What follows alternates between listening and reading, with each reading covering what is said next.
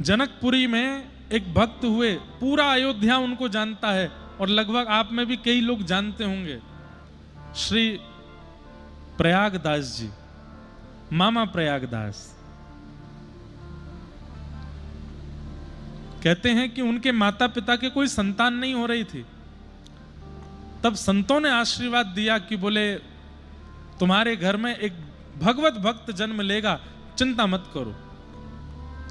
संत आशीर्वाद देके गए। उसके बाद ही प्रयागराज में कुंभ था, वहां दोनों माता पिता स्नान करने गए और स्नान के करके लौट करके आए, तभी ऐसा आभास होने लगा और वैद्यों ने आकर के कहा मैया खुशखबरी है, अब संतान आने वाली है। तभी माता पिता दोनों ने निश्चय कर लिया था कि प्रयाग स्नान के बाद, संतों के आशीर्वाद के बाद ये बालक जन्म लेगा तो इसका नाम हम प्रयागदास रखेंगे। लेकिन भक्त का जीवन सीधा नहीं होता, और जिसका जीवन सीधा है वो भक्त नहीं होता। लिख लीजिएगा, भक्त का जीवन सीधा नहीं होता। जो चाहा मिल गया, जब चाहा खा लिया, जैसा चाहा हो गया, वो भक्त नहीं है, महासंसारी है। मन में इच्छा हुई मुंबई में बंगलो बनना चाहिए तो बन गया। मन में इच्छा हो गई कि बेटे का शादी हो जाए, बेटी का ऐसा ब्याह हो जाए, मन में इच्छा हो गई 2 संतान हो जाएं, मन में इच्छा हो गई ऐसा सब भाव हो जाए, और जो जो इच्छा हो रही है वो पूरी होती जा रही है, इसका मतलब वो भक्त नहीं है। इच्छा प्रकट हुई लेकिन पूरी ना हुई, और पूरी हुई तो भी इतनी मशक्कत करके हुई कि महाराज बस रोम रोम खींच लिया गया हो, तब समझो भक्त है। हमारी बात समझ रहे हैं? इन बातों को सुन के डर मत जाइएगा कि भक्ति मार्ग ही छोड़ दो, डरो नहीं, विश्वास चित्त में रखिएगा, ठाकुर जी सब मंगल करते हैं। पर भक्त के जीवन में अगर कुछ टेढ़ापन नहीं है तो समझो वो भक्त नहीं है। प्रयागदास जी अपनी मैया के गर्भ में जैसे ही आए, पिताजी अस्वस्थ रहना प्रारंभ कर दिए, और ऐसी स्थिति हुई कि जिस दिन प्रयागदास जी का जन्म हुआ उसी दिन पिताजी के प्राण चले गए। मतलब बालक का जन्म और पति की मृत्यु एक साथ।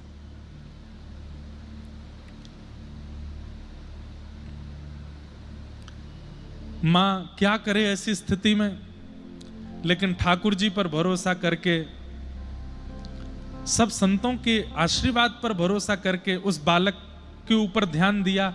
विधवा हो गई मां, बालक को गोद में लेकर के अब उसका लालन पालन करना प्रारंभ किया। धीरे धीरे जैसे ही थोड़े बड़े हुए, चलने फिरने की थोड़ी स्थिति, घुटमुन चलने लगे, एक दिन इतनी जोर की आग लगी कि पूरा घर जल करके राख हो गया, और जो थोड़ी बहुत संपत्ति जिससे मां बालक का पोषण कर रही थी वो भी जल गई, खत्म, सब खत्म, कुछ नहीं बचा।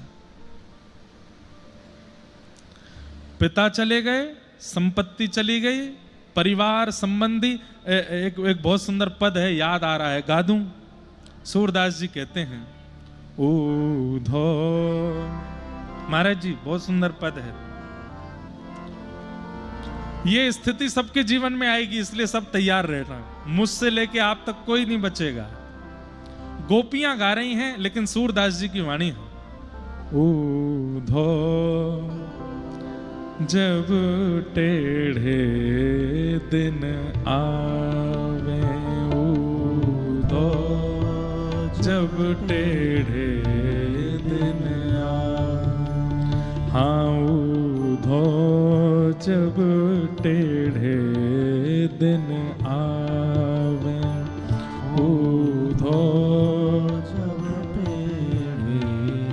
हमारे श्री नामदेव जी महाराज कहते हैं, कीर्तन में 2 अपराध हैं। पहला अपराध कीर्तन में ना गाना, और दूसरा अपराध कीर्तन में बिना करताल के बैठना। ताल में बजाइए। आप लोग बढ़िया वातानुकूलित पंडाल में बैठे हो, कथा तो वैसे नीचे बैठ के सुननी चाहिए, लेकिन आप सब कुर्सी और सोफा पे बैठे हो, अच्छी बात है, उतर मत जाना नीचे। लेकिन ये जो फायदा मिला है इसका उपयोग कीजिए, सोने के लिए नहीं, जागने के लिए। और जागा तब जाएगा जब गाओगे, करताल बजाओगे। एक ताल बजाओ,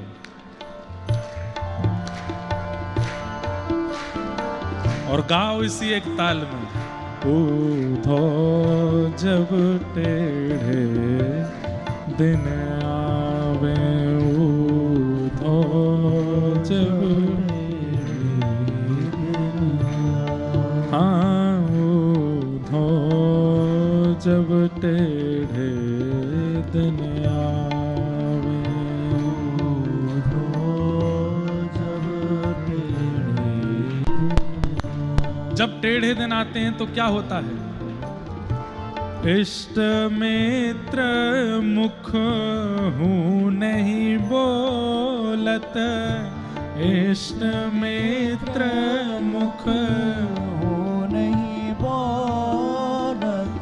साथ में बैठ करके चाय पीने वाले, गले में गलवैयां दे करके कहने वाले, अरे मैं तेरे साथ हूं, तू बिल्कुल चिंता मत कर, कुछ हो जाएगा, मैं खड़ा हूं ना। आधी रात फोन कर देना, 50 मिस कॉल कर दी, फोन नहीं उठा रहा है।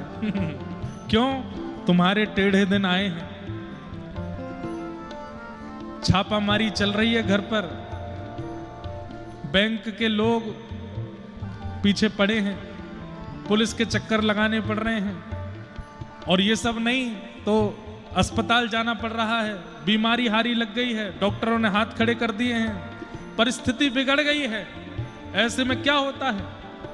इष्ट मित्र मुख हूँ नहीं बोले, इष्ट मित्र मुख हूँ नहीं बोले। और देखत नैन चुरावे, हो देखत नैन चुरावे, ऊधो जब टेढ़े दिन आवे, ऊधो जब टेढ़े दिन, हाँ ऊधो जब टेढ़े दिन आवे, ऊधो जब टेढ़े। और जब जीवन में ऐसी दिन आ जाते हैं तो और क्या होता है?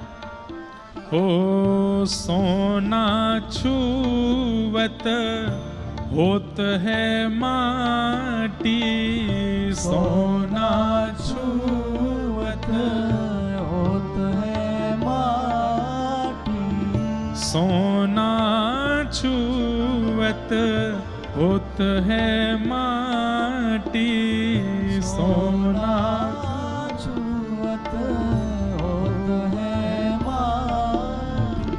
समझ में आई बात? पता चला कि ओहो यहां से मुझे लाखों का फायदा होगा। पता चली वो लाखों आए, रात रात में ही खर्च हो गए, खत्म हो गए, कुछ खत्म, बस छूते ही मिट्टी बन गए सब, कोई अस्तित्व ही नहीं है उसका। सोना, ये टेढ़े दिन सबके आए थे। ये वाला टेढ़ा दिन सबको आया था जब 8 नवंबर को कुछ साल पहले मोदी जी ने कह दिया था 500,000 की नोट बंद। उस समय अपने अपने स्टोर रूमों में भरे हुए सब धन लग रहे थे, मट्टी बन गए सब, जीवन भर की कमाई अब किसी काम की नहीं है। सोना छुवत होत है माटी, सोना छुवत होत है माटी। और तब मूर्ख ज्ञान सिखावे, हो मूर्ख ज्ञान। जब विपरीत दिन आते हैं ना तो मूर्ख भी आपके बगल में बैठ करके आपको ज्ञान दे जाएगा, और आपको उसका ज्ञान अच्छा भी लगेगा। अच्छा, ऐसा करने से हो जाएगा ठीक, बोला हाँ कर दो। क्या करना पड़ेगा? आगामी मंगलवार के दिन रात्रि 2 बजे स्नान कर लेना, 2 बजे स्नान करके कोरे वस्त्र पहन लेना, और जाके पीपल के नीचे ऐसा ऐसा करके आ जाना, घूम करके आना, पीछे मुड़ के मत देखना। पीछे मुड़ के देखा तो सब खत्म हो जाएगा। अब ऐसी परिस्थिति में अगर वो ये भी कह दे कि पलक मत झपकना, भले ही आंसू आ जाएं, तो झपकना ही नहीं है। भैया झपकी तो नहीं थी, हल्के से बंद हुए थे नेत्र, बस बस इसीलिए नहीं काम बनना तुम्हारा, तुमने हल्का सा नेत्र बंद किया था। अगले मंगलवार की प्रतीक्षा करो। सोना छुअत होत है माटी, सोना छुअत होत है माटी, तब मूरख ज्ञान सिखावे, ओ मूरख ज्ञान सिखावे। हे ऊधा जब टेढ़े दिन आवे, ऊधा जब टेढ़े दिन ऊधा जब टेढ़े दिन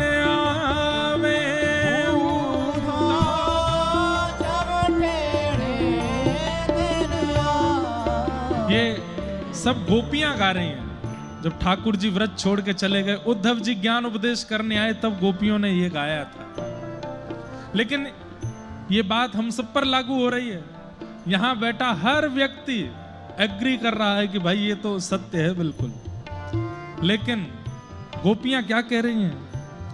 अपनो अपनो भाग्य सखीरी, अपनो अपनो भाग्य सखी, यहाँ काको दोष लगावे, ओ काको दोष लगावे।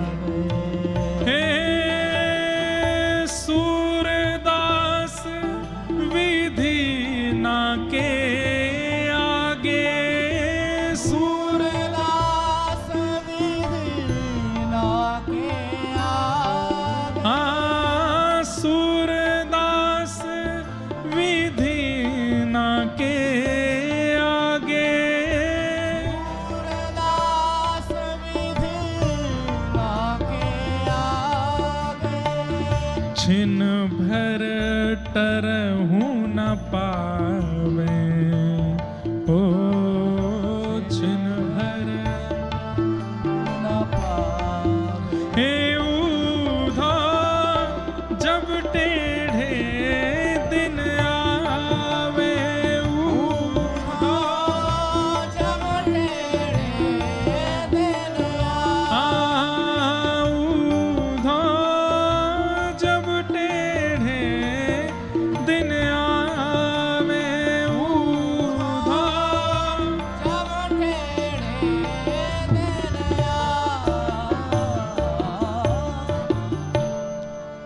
प्रयागदास जी के गांव के लोग बोलने लगे कि ये बालक अपशगुन है।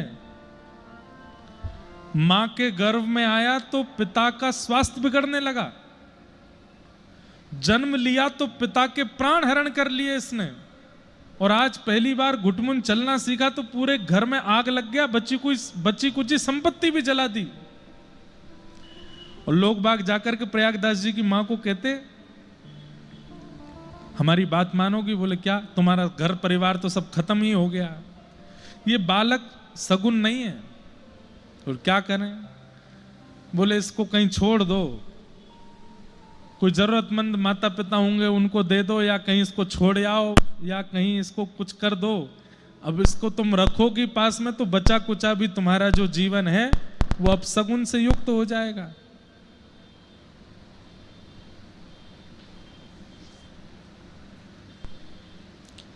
कहां तक कहें, प्रयागदास जी थोड़ा थोड़ा बड़े हुए, चलने फिरने लगे,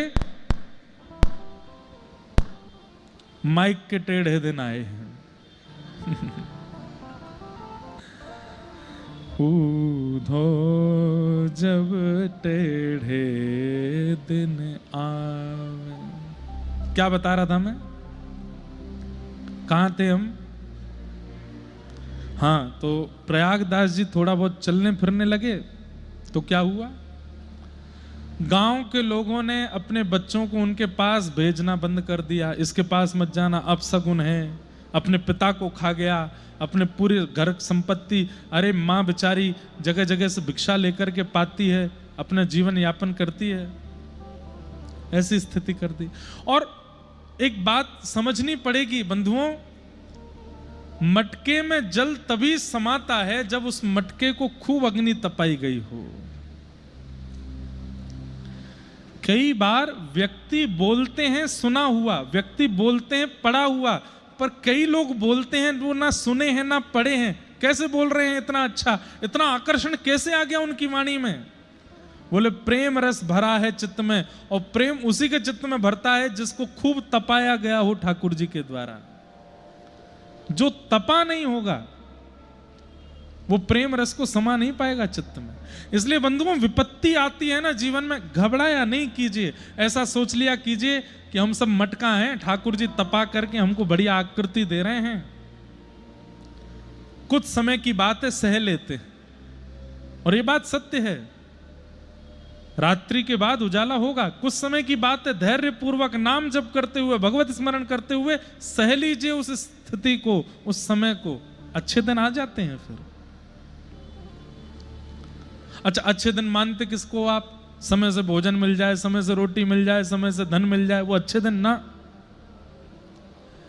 बिना प्रयास के वृंदावन जाने को मिल जाए, अयोध्या आने को मिल जाए, ठाकुर जी की कथा सुनने को मिल जाए, ठाकुर जी का स्मरण होने लग जाए, सोते उठते चलते फिरते नाचते गाते राम कभी चित्त से जाते नहीं है, समझो वही अच्छे दिन है आपके।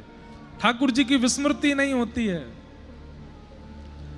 धन संपत्ति तो भैया रावण को भी मिल रही थी, सब कुछ बढ़िया रावण के पास था, ये कोई अच्छे दिन थोड़े ही है। हरि स्मृति ये अच्छे दिन है। प्रयागदास जी थोड़े थोड़े बड़े हुए, एक दिन अपनी माँ से बोले, माँ मैं बाहर जाता हूं बगीचे में बच्चों के साथ खेलने, सब बच्चे बोलते हैं हम अपनी बुआ के यहाँ जा रहे हैं, कोई कहता हम अपनी मामा के यहाँ जा रहे हैं, कोई कहता हम अपनी नानी नाना के यहाँ जा रहे हैं, और आज तो मैया सब बालकों के हाथ यहाँ तक भरे हुए थे। मैंने पूछा ये क्या पहन के आए हो? तो सब बोले राखी है, हमारी बहनों ने पहनाई है। माँ मेरे हाथ में राखी क्यों नहीं है? मेरी बहन कहाँ है? और मेरे बुआ फूफा दादी दादा नानी नाना ये सब कहाँ हैं? कोई भी क्यों नहीं है हमारे घर में? बालवत चेष्टा अति अद्भुत होती है बंधु। अगर बालक के बालवत समय पर उसके चित्त में भक्ति का संचार कर दिया जाए तो वही मीराबाई बन जाती है, वही मामा प्रयागदास बन जाते हैं। बड़े होने के बाद उनमें चतुराई आ जाती है, इसलिए भक्ति इतनी सुदृढ़ नहीं हो पाती। बालक जब होते हैं ना, बहुत सहजता में समझ जाने वाले, उस अवस्था में यदि भक्ति का संचार कर दिया जाए। अब मीराबाई को श्याम सुंदर कैसे मिले? छोटी सी मीराबाई बारात देख करके बोलती, मैया ये क्या है? बोले बारात है। ये घोड़ी पर कौन बैठा? बोले ये बींद है, दुल्हा है, एक दुल्हन से ब्याह करने आया, उसको संग ले जाएगा। अच्छा, मैं भी किसी दिन दुल्हन बनूंगी? बोले हाँ। मेरा भी बींद आएगा? बोले हाँ। ऐसे ही आएगा? बोले हाँ। मेरा बींद कब आएगा? अरे अभी तो बहुत समय। कहां से आएगा? मां बताओ ना कहां से आएगा? बोले मुझे नहीं पता। रोने लगी मीराबाई, कहां से आएगा, कौन आएगा, उसका नाम क्या होगा, बताइए ना। 1 दिन 2 दिन 4 दिन 5 दिन 10 दिन तक जब रोती रही मीराबाई, एक दिन मां ने ऐसे बालवत बोल दिया छोटी सी मीरा से। कक्ष में गिरधर गोपाल जी का सुंदर चित्र है, सुंदर प्रतिमा विराज। बोले ये हैं तेरे बींद, यही आएंगे घोड़ी पे बैठ के, ये आएंगे? बोले हाँ। सहरा पहन करके आएंगे उसी की तरह? बोले हाँ, उससे भी अच्छे बन के आएंगे। मेरा वर्ण यही करके ले जाएंगे? बोले हाँ, यही करके ले जाएंगे। बस उसी दिन से मीराबाई नेत्र नीचे रखती हैं, ठाकुर जी को देख करके घूंघट कर लेती हैं और उन्हीं को प्रियतम मानती हैं।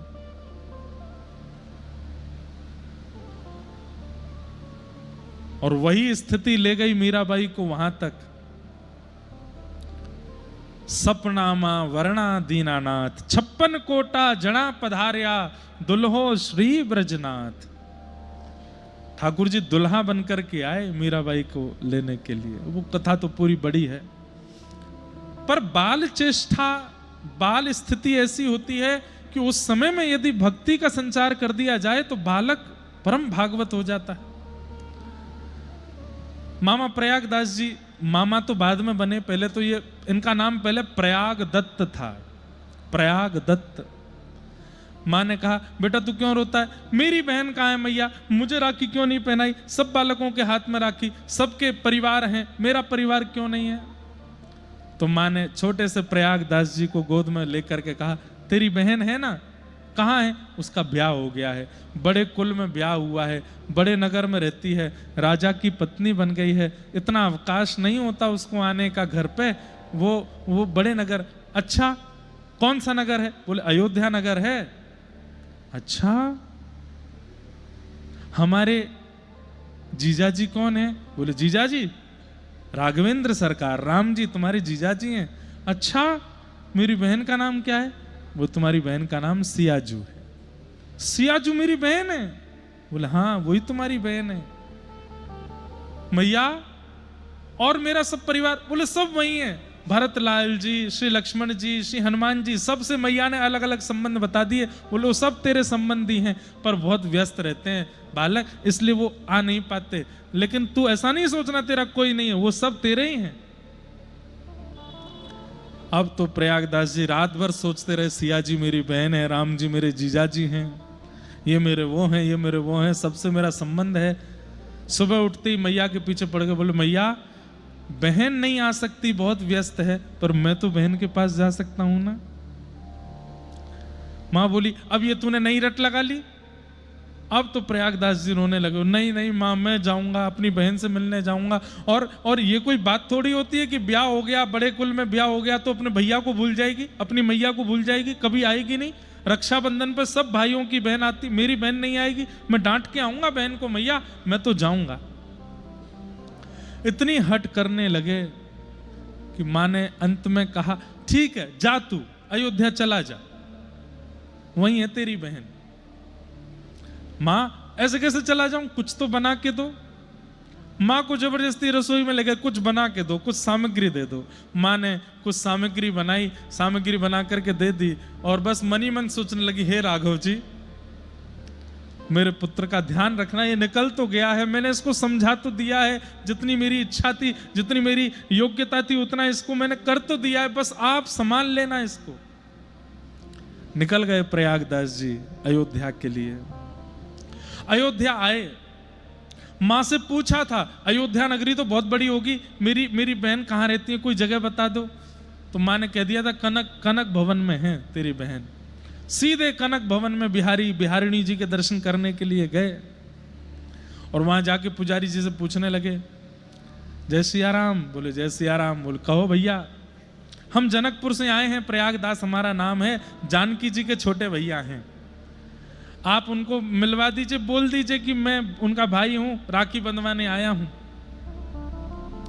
पुजारी जी बोले सामने युगल सरकार विराज रहे हैं, दर्शन करो। बोले इनके तो दर्शन मैंने कर लिए, इनको तो मैंने प्रणाम कर लिया, पर वो जानकी जी कहाँ है? बोले वो जानकी जी बैठी तो हैं सामने। अरे ये वाली जानकी जी नहीं, ये तो हिल भी नहीं रही, बोल भी नहीं रही, चल भी नहीं रही, उठ भी नहीं रही, स्पष्ट बैठी हैं, ये वाली नहीं, वो वाली जानकी जी, ये तो उनका प्रतिमा स्वरूप है, वो चलती फिरती हैं, वो बोलती हैं, उनसे कह दीजिए मैं आया हूं, मुझे राखी पहना दें। बंधुओं विचार करके देखो, आज भी अगर कोई ऐसा कहे तो आप लोग क्या करोगे? हाँ भैया ठीक है देखो बैठ जाओ, अब इससे क्या मूड मारे, पागल आदमी है, कह रहा है कि जानकी जी को बुलाओ। यही उस समय हुआ। पुजारी जी ने कहा दर्शन करो, प्रसाद लो, चलते बनो यहां से। बहन मिलेंगी तुम्हारी शिकायत करूंगा मैं उनसे, मिलने नहीं दे रहे हो मुझे। बाहर जाके किसी से बोले मेरी बहन जानकी जी कहाँ है? कोई मंदिर बता दे, कोई मंदिर बता दे। मंदिरों में जाकर के ठाकुर जी के विग्रह को देख कर रोने लग जाएं। विग्रह से नहीं मिलना है, मुझे प्रत्यक्ष मिलना है, वो मेरी बहन है, मेरी माँ ने कहा कि वो मेरी बहन है। हनुमानगढ़ी गए, हनुमान जी के दर्शन किए, वहां खूब रोए, बोले आप तो मेरे संबंधी हैं, मेरी माँ ने बताया, क्यों नहीं मिल रही हैं श्री जानकी जी? हनुमान जी को रो करके जब कहा, एक वृक्ष के नीचे जाकर के इतना रोए, 7 दिन तक ना कुछ खाया ना कुछ पिया, बस सियाजू सियाजू सियाजू मेरी बहन सियाजू कहते कहते रोने लगे। हनुमान जी महाराज सिया जी के पास गए, बोले कि मैया मुझसे इनका विरह देखा नहीं जा रहा है, आप कृपा करो। सिया जी बोली ठीक है।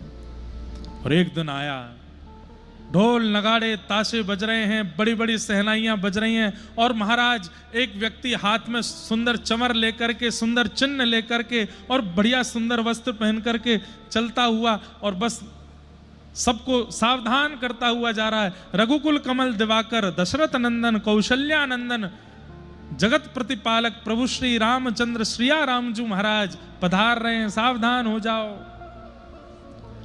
सिया रामजू महाराज पधार रहे, सुनते ही प्रयागदास जी के नेत्र खुले। 7 दिन बाद पड़े थे किसी वन में, और तभी नेत्र खोल करके देखा,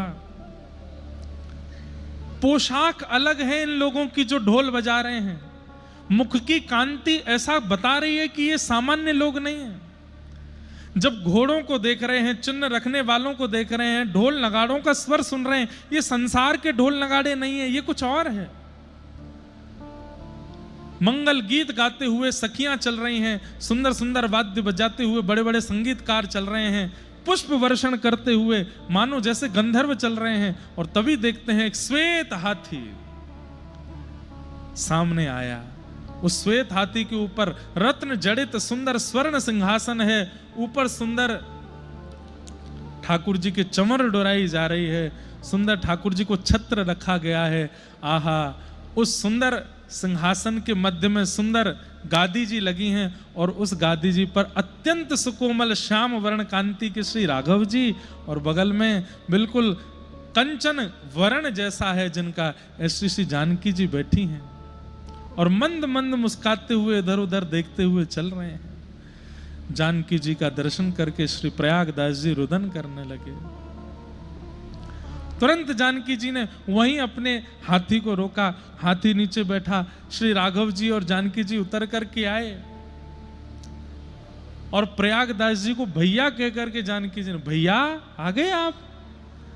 सुन करके श्री प्रयागदास जी अत्यंत आनंदित हुए। पहले तो प्रसन्नता में खूब रोए और फिर रूठ के बैठ गए। कैसी बहन हो आप, मैं 7 दिन से भूखा प्यासा यहां बैठा हूं, जल भी नहीं पूछा आपने, और 7 दिन बाद आए हो। जानकी जी राघव जी को इशारा कर रही हैं, साले साहब रूठे हैं, मनाओ। कितने बड़े भाग्य हैं। श्री राघव जी बगल में बैठे, अच्छा भैया क्षमा कर दो, हम लोग थोड़े व्यस्त हो गए थे। रखो अपनी व्यस्तता अपने पास, अरे परिवार के लोगों के लिए तो समय होना। कितने वर्ष हो गए बहन, मैंने तो आपको जन्म के बाद कभी देखा नहीं, मैया ने कब से नहीं देखा आपको, पिताजी तो रहे नहीं, आप आती भी नहीं हो कभी वहां पर। बिल्कुल ऐसे बात कर रहे हैं जैसे कोई बहन से कोई भाई बात कर रहा हो। मां ने आपके लिए मिष्ठान बना के भेजा, खिला दूं। वृक्ष के नीचे श्री राघव जी जानकी जी दोनों बैठे हैं, और पूरी अयोध्या नगरी, वही सत्य त्रेताकालीन नगरी पूरी प्रकट हो गई थी कलिकाल में। ये कलयुग की घटना है, और सब देख रहे हैं, सबके नेत्रों में आंसू हैं। और श्री प्रयागदास जी अपने हाथ से मैया के बनी हुई सामग्री सिया जी को पवा रहे हैं, राघव जी को पवा रहे हैं, और सिया जी राघव जी दोनों मिलकर प्रयागदास जी को पवा रहे हैं।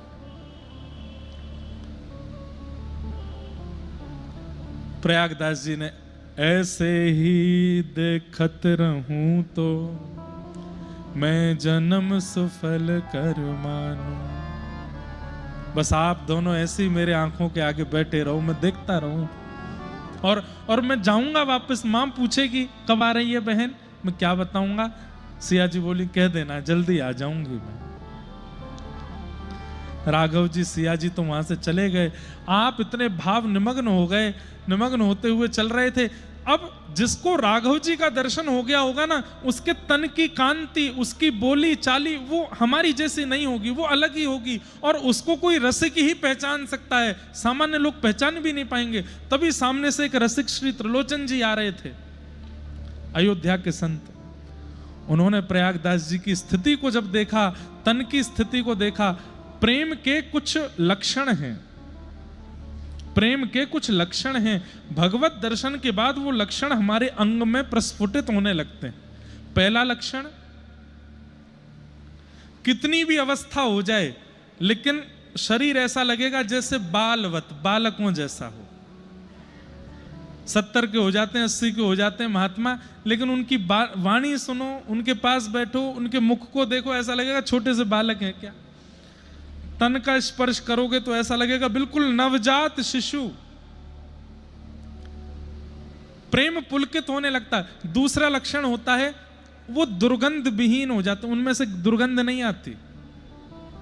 हमारे व्रज के, अयोध्या के ऐसे ऐसे संत कोई क्रीम पाउडर नहीं लगाते, सामान्य जल में यमुना जी में स्नान करते हैं, सरजू जी में स्नान करते हैं, जटा जूट बांधते हैं, चंदन फोटा लगाते हैं, लेकिन कभी जैसी सांसारी लोगों से दुर्गंध आती है उनमें से दुर्गंध नहीं आती।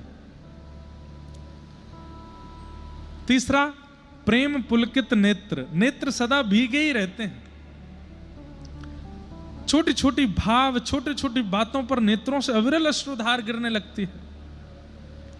चौथा, निरंतर हर संबंध में, चाहे भोजन की स्थिति हो, सोने की स्थिति हो, चलने की स्थिति हो, बैठने की स्थिति हो, पहनने की स्थिति हो, सारी स्थिति कृष्ण संबंधी, राम संबंधी हो जाती है।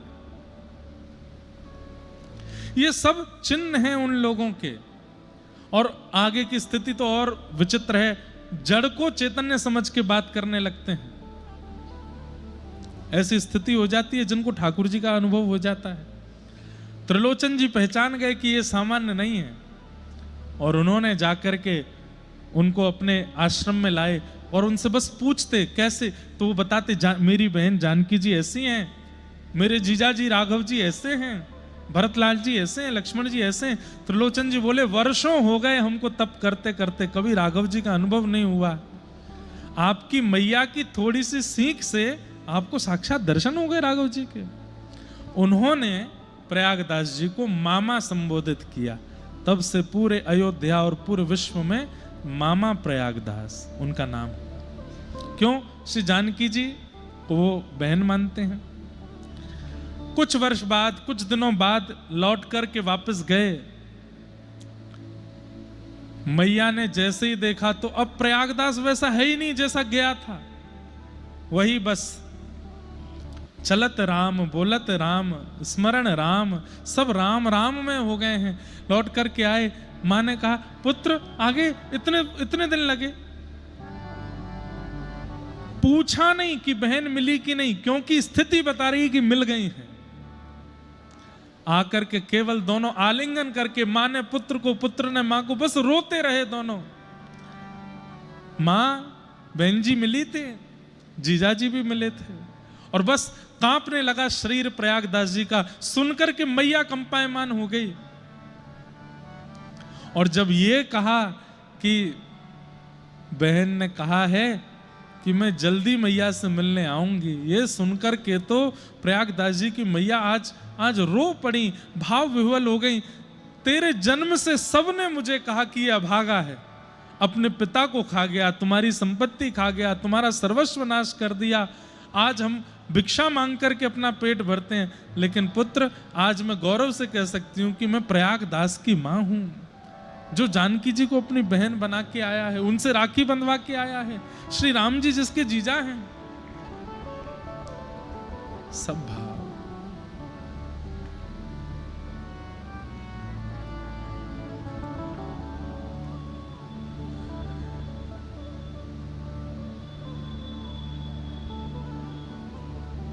प्रयागदास जी महाराज लेटे रहते। किसी ने कहा अरे भजन तो किया करो, तो बड़ा प्रसिद्ध उनका एक वाक्य, वो कहते पेड़ के नीचे खाट बिछी है, खाट के नीचे करवा, प्रयागदास अलमस्ता सोवे, राम लला को सरवा। पेड़ के नीचे खाट बिछी है, खाट के नीचे करवा पानी पीने वाला, और उस पर प्रयागदास अलमस्ता सोवे, राम लला को सरवा, मतलब सालो। श्री राम जी मेरे जीजा जी, मैं उनका साला हूं। राम जी जिसके जीजा जी हो गए उसको भजन की क्या आवश्यकता है? मेरा सुमिरन हरि करे।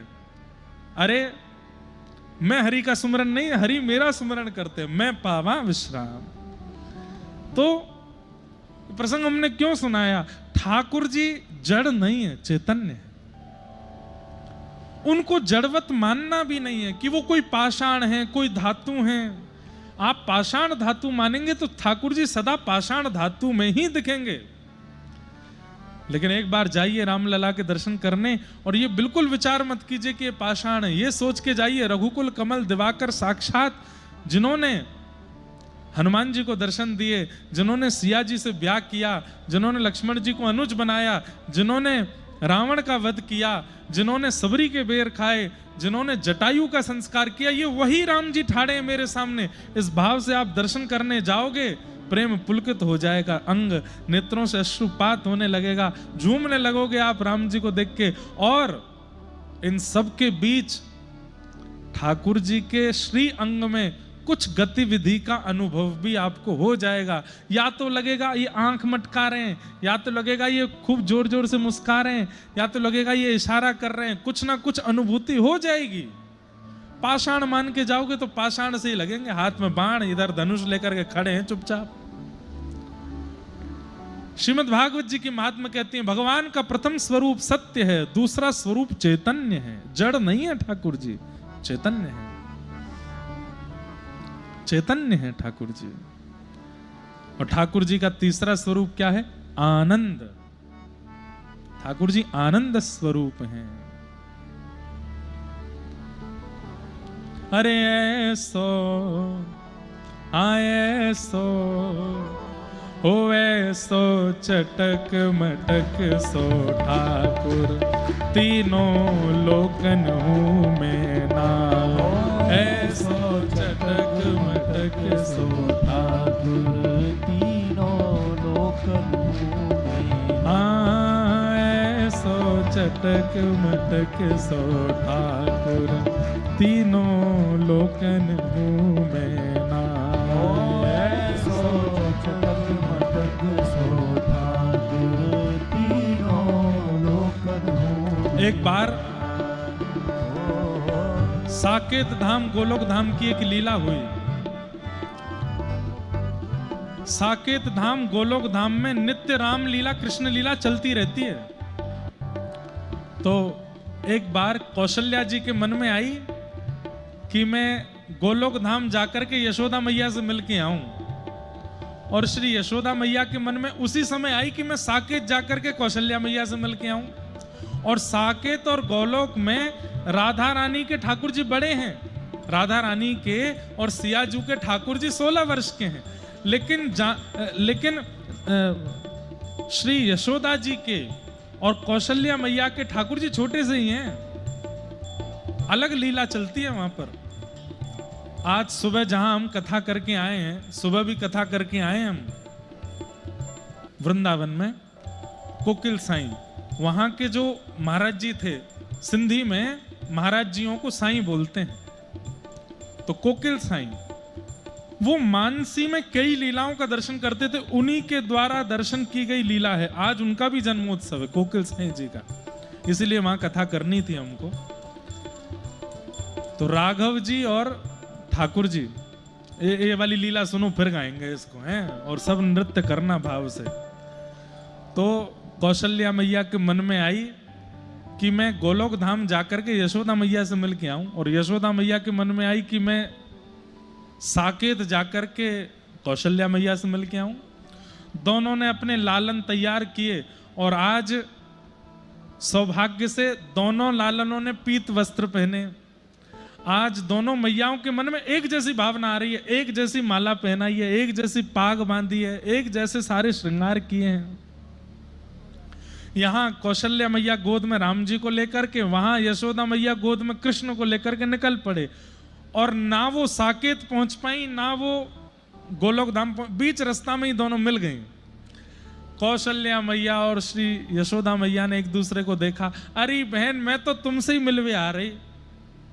यशोदा मैया बोली, मेरे मन में वो आपसे मिलवे की इच्छा आ रही। देखो बीच में ही मिल गए।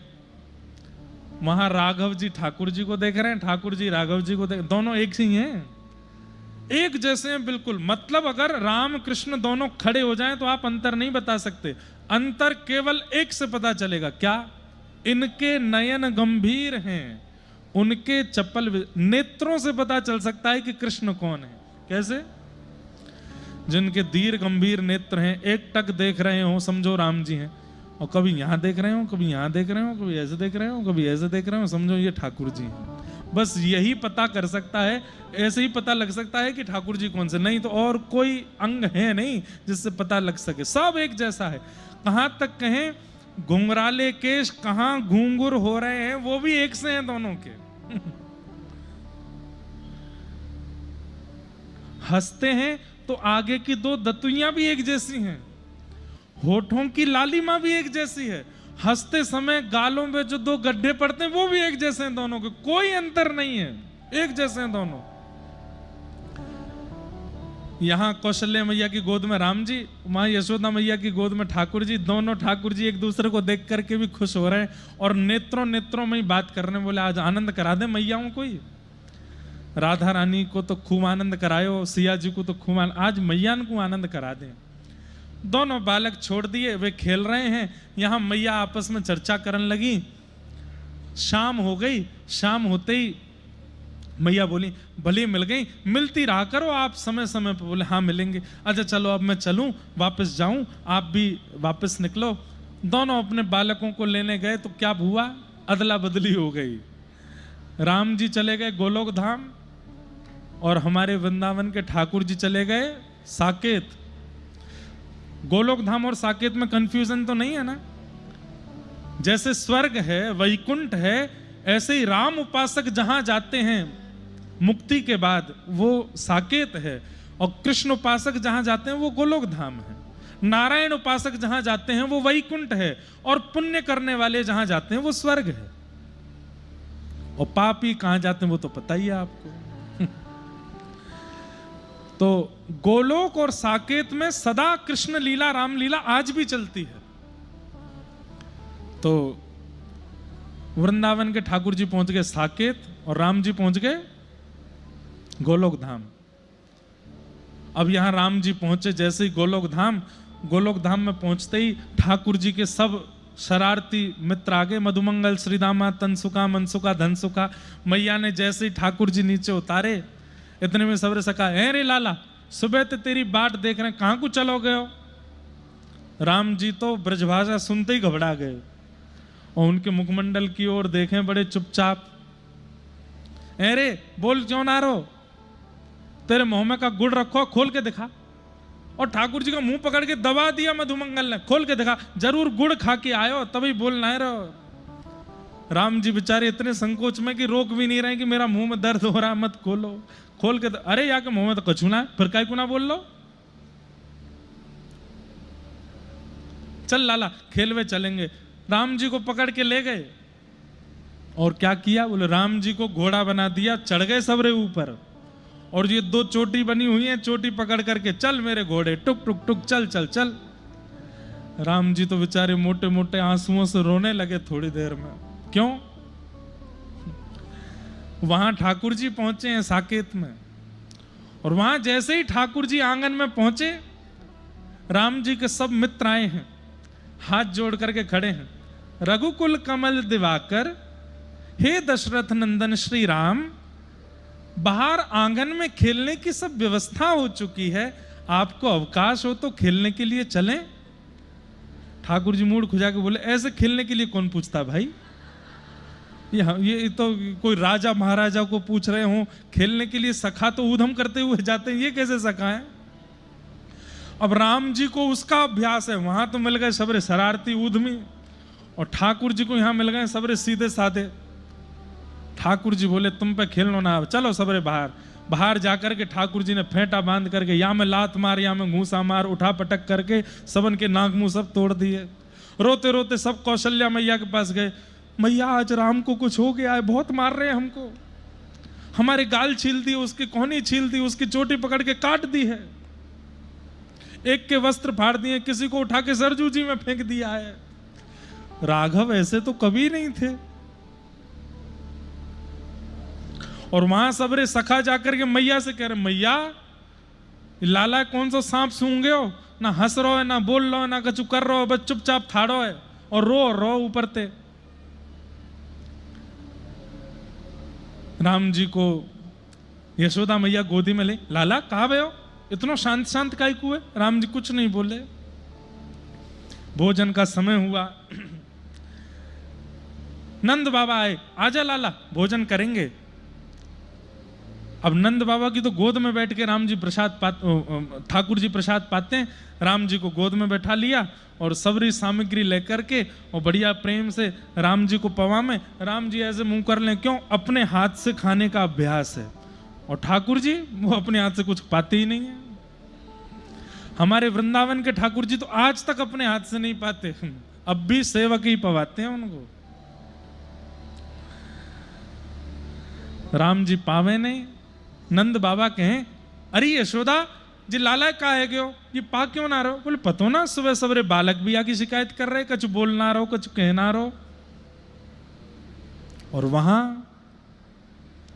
साकेत में 2 चौकी लगी, एक बड़ी चौकी दशरथ जी की, छोटी चौकी राम जी की। बगल में भरत शत्रुघ्न लक्ष्मण जी की भी चौकियां लगी हैं। सब आकर के बैठ गए, राम जी आए ही नहीं अभी तक। दशरथ जी बोले, राघव तो बड़े समय के पाबंदी में रहते हैं, अभी तक आए क्यों नहीं? भरत जी जाओ बुला के लाओ। भरत जी गए, राघव भैया पिताजी बाट देख रहे हैं, प्रसाद के लिए आ जाओ। ठाकुर जी जैसे पीछे मुड़ के देखे तो मुंह पे मिट्टी लगी, हाथ पूरे सन रहे हैं कीचड़ में, सबरे वस्त्र अधर रहे। भरत जी बोले, भैया ये कैसे हाथ पैर धो लीजिए। भरत जी पकड़ के उनको भी कीचड़ में डाल दिया, बोले तू भी चल मेरे संग ऐसे ही। भरत जी संकोच में देख रहे हैं, बोले ये क्या हो गया इनको।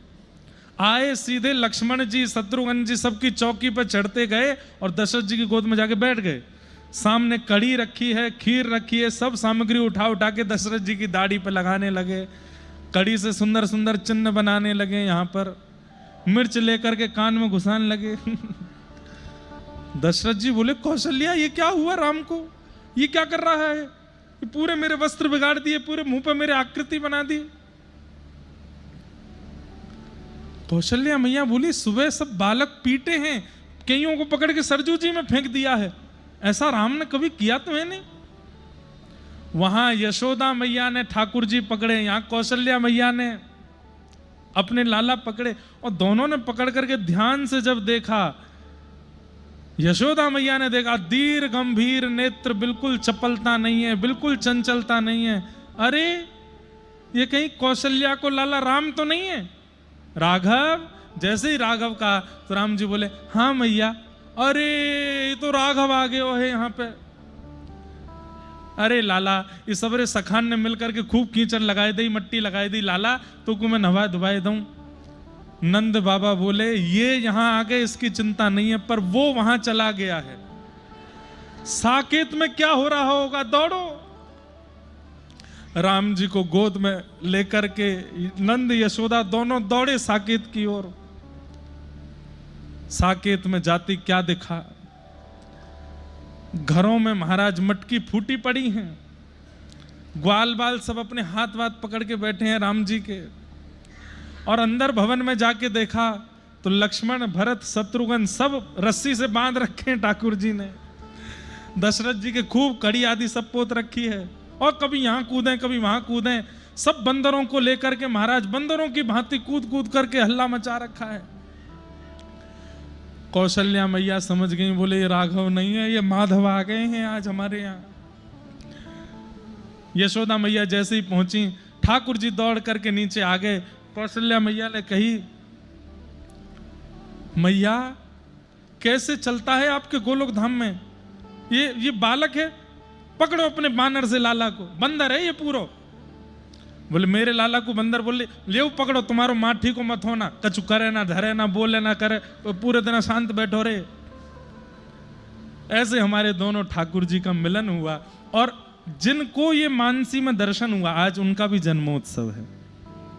उनके जन्मोत्सव में सुबह कथा करके आए, और श्री दशरथ जी, नंद बाबा, यशोदा मैया, कौशल्या मैया और राम और श्री माधव दोनों का ऐसा मधुर मिलन हुआ।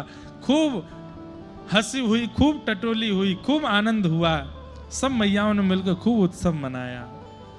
और तब हमें ऐसा लगता है साकेत के लोगों ने यह भाव गाया होगा, अरे ऐसो ऐसो ओ ऐसो चटक मटक सो ठाकुर तीनों लोकन हूँ मैं ना ऐसो चटक मटक सो ठाकुर तीनों लोकन हूँ मैं ना। हाँ ऐसो चटक मटक सो ठाकुर तीनों लोकन हूँ मैं ना ऐसो चटक मटक सो ठाकुर तीनों लोकन हूँ मैं ना। लोकन हूँ मैं ना तीनों लोकन हूँ मैं ना हाँ लोकन हूँ मैं ना तीनों लोकन हूँ मैं ना।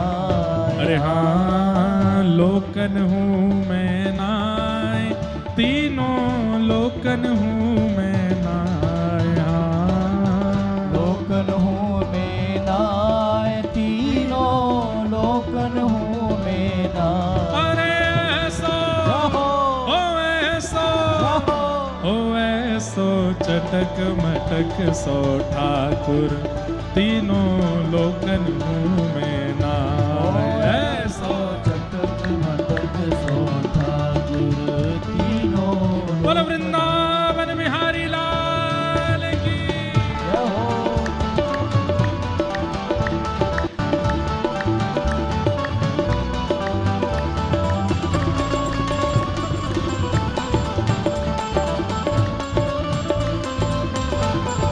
श्री कनक बिहारी बिहारिणी सरकार की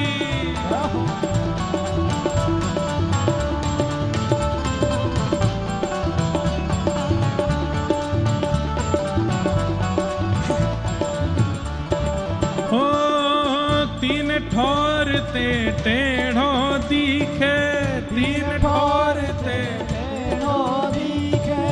तीन ठोर ते टेढ़ो दिखे नट की सी चलगत यह सीखे नट की सी चल नट की सी चलगत यह सीखे नट की सी और तिरछे नैन चलावे तीखे तिरछे नैन चलावे तिरछे नैन चलावे तीखे हाँ तिरछे नैन चलावे तीखे तिरछे नैन ओ तिरछे नैन चलावे तीखे सब देवन को देव हाँ सब देवन को हाँ सब देवन को देव हाँ सब देवन तो ये व्रज में गारी खाए हाँ सब देवन को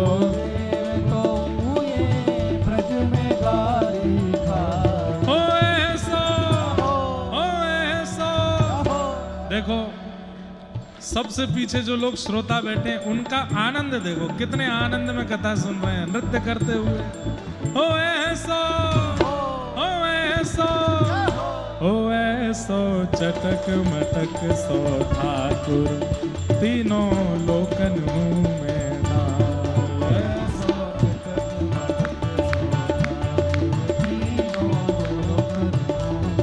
हाँ ऐसो चटक मटक सो ठाकुर तीनों लोकन हूँ मैं ना ऐसो चटक मटक सो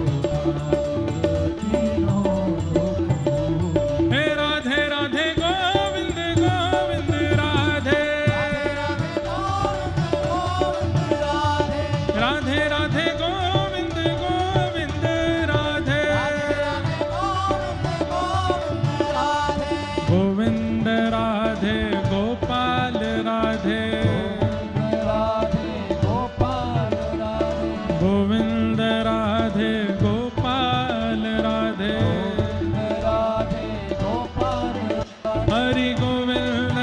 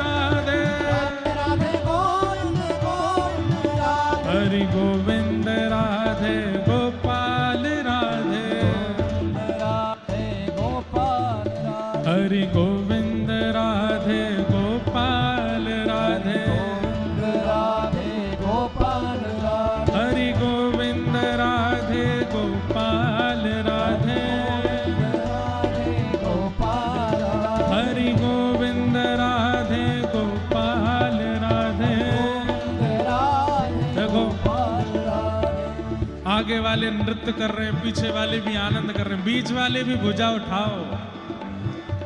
कुर्सी पे बैठे हैं इसका मतलब ये थोड़ी है कि आप लोग सम्मिलित नहीं हो गए। भुजा उठा के अयोध्या में आज हनुमान जी के जन्मोत्सव, राम कृष्ण मिलन, व्रज अयोध्या मिलन, सबका भाव यहाँ प्रकट हो रहा है।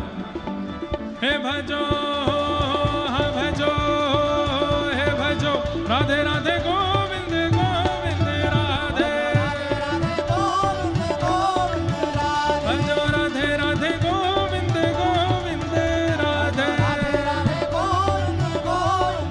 हे भजो राधे राधे गोविंद गोविंद राधे,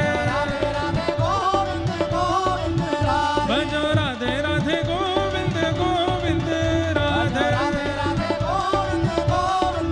भज राधे राधे, श्री राधे राधे, जय राधे राधे, श्री राधे राधे, जय राधे राधे, श्री राधे राधे, जय राधे राधे, श्री राधे राधे, जय राधे राधे, श्री राधे राधे, जय राधे राधे, श्री राधे राधे, जय राधे राधे, श्री राधे राधे, जय राधे राधे, श्री राधे राधे, जय राधे राधे, श्री राधे राधे, जय जय श्री राम, जय जय श्री राम, जय जय श्री राम।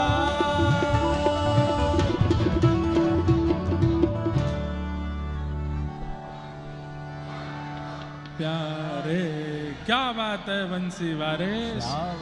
ये पूंछरी के लौटा भी हमारे हनुमान जी महाराज ही हैं जिनकी जय जयकार व्रज में बुलती है। तो ऐसे भगवान के तीन स्वरूप हैं, सत्य, चैतन्य और आनंद।